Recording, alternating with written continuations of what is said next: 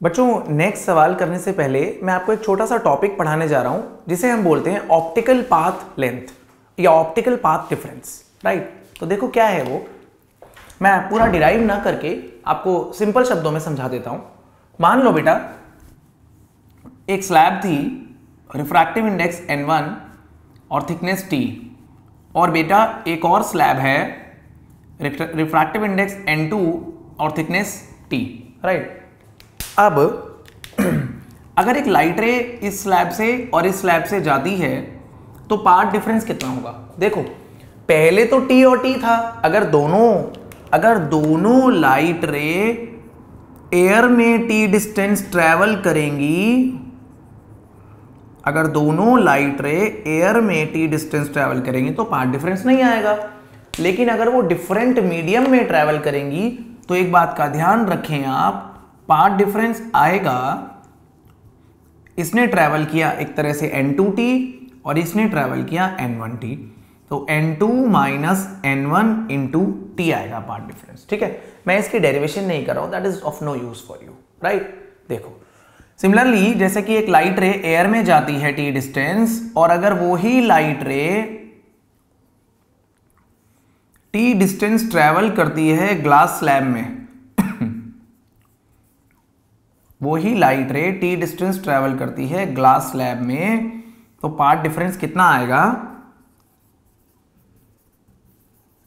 इसको glass slab जिसका refractive index mu है उसमें कितना चलना पड़ा, म्यू इंटू टी, और एयर में कितना चलना पड़ता, 1 इंटू टी। एयर का रिफ्रैक्टिव इंडेक्स 1 है, तो ग्लास स्लैब डालने पे path difference extra mu minus 1 into T चलना पड़ता है, क्योंकि हम ये बोलेंगे स्लैब के अंदर उसे म्यू टी चलना पड़ रहा है और एयर में उसे डिस्टेंस टी तो चलना ही पड़ता, एक्स्ट्रा कितना चलना पड़ा, that is mu T minus T बेटा। राइट, देखो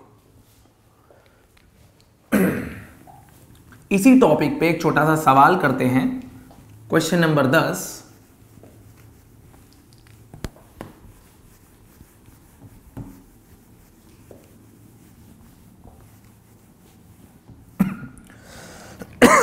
तो नेक्स्ट सवाल है बच्चों हमारा, सवाल समझ लेंगे या कॉन्सेप्ट समझ लेंगे आप।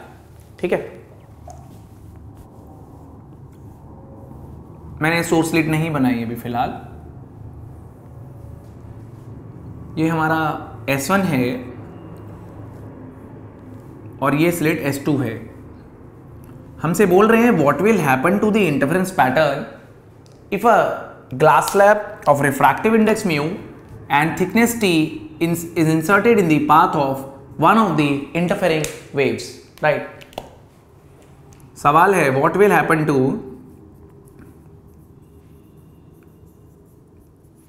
the interference pattern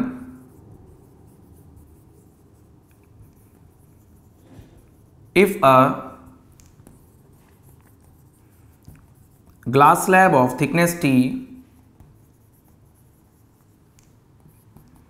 is inserted in the path of one of the interfering waves. ठीक है, if a glass slab of thickness t is inserted in the path of one of the interfering waves, तो ठीक है भैया, कोई बड़ी बात नहीं है, हम पाथ डिफरेंस निकाल लेते हैं।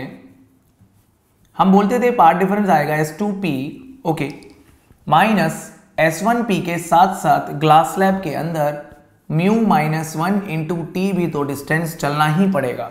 राइट, रिफ्रैक्टिव इंडेक्स है mu, S2p minus S1p plus mu minus 1 into T, क्या आएगा ये, S2p minus S1p minus mu minus 1 into T, this is path difference. Okay,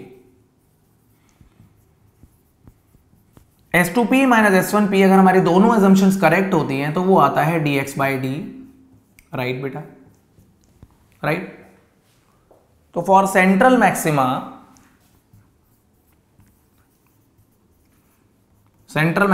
जो सेंट्रल पॉइंट बनता था उसके लिए हम बोलते थे path difference must be 0। Screen के सेंटर पे मैक्सिमा बनता है तो उसके लिए हम बोलते हैं बच्चों की पाथ डिफरेंस होना चाहिए 0, यानी dx by capital D minus mu minus 1 into T equals to 0, तो x equals to capital D by small d mu minus 1 into T. जो पहले O पॉइंट पे मैक्सिमा बनता था वो अभी कुछ ऊपर बनेगा, x पे थोड़ा सा ऊपर शिफ्ट हो गया। तो मतलब अगर हमने दोनों में से कोई भी एक वेव के रास्ते में ग्लास स्लैब इंसर्ट कर दी या हमने एक स्लिट के ऊपर एक ट्रांसपेरेंट टेप लगा दी बेटा, तो फ्रिंजेस शिफ्ट हो जाएंगे ऊपर या नीचे। Okay right. हमें पता है कि फ्रिंज विड्थ होता है capital D lambda by small d। तो capital D by small d is beta by lambda. तो यहां से x आ जाएगा beta by lambda mu minus 1 into T. कितना शिफ्ट हुआ और एक फ्रिंज विड्थ कितनी है, x अपॉन बीटा आएगा mu minus 1 into T divided by lambda. यह आएगा नंबर ऑफ फ्रिंजेस शिफ्टेड। ठीक है, मैंने जो अभी बोला या लिख के दिखाया मैं उसको डायग्रामेटिकली भी आपको समझाता हूं। नंबर ऑफ फ्रिंजेस शिफ्टेड, और इसे बोलते हैं हम फ्रिंज शिफ्ट। ठीक है, क्या बोलना चाह रहा हूं वो बताता हूं मैं आपको। देखो भैया, ऐसा है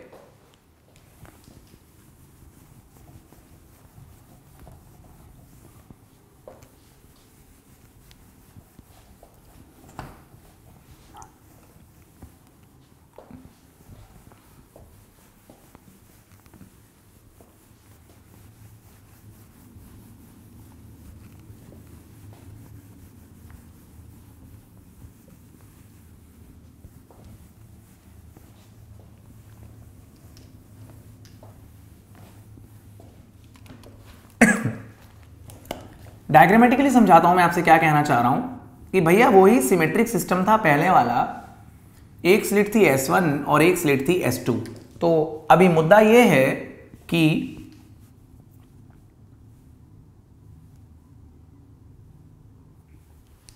हमें यहां पर बहुत सारे मैक्सिमम ऑब्टेन हो जाएंगे।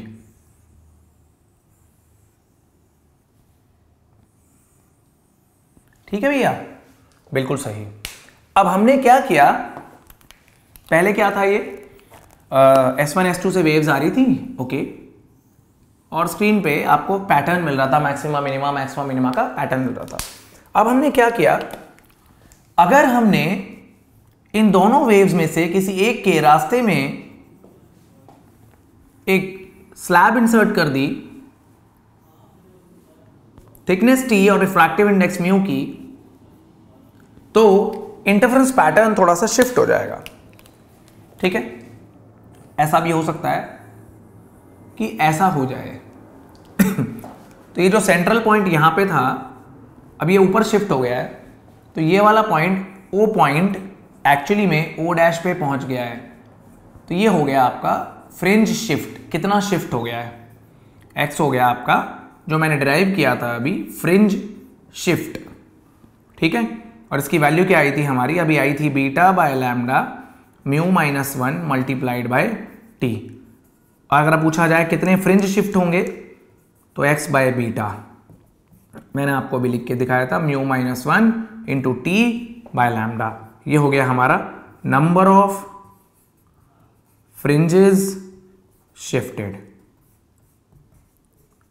Right, number of fringes shifted, x by beta is mu minus 1 into t divided by lambda। Note करेंगे बच्चों आप।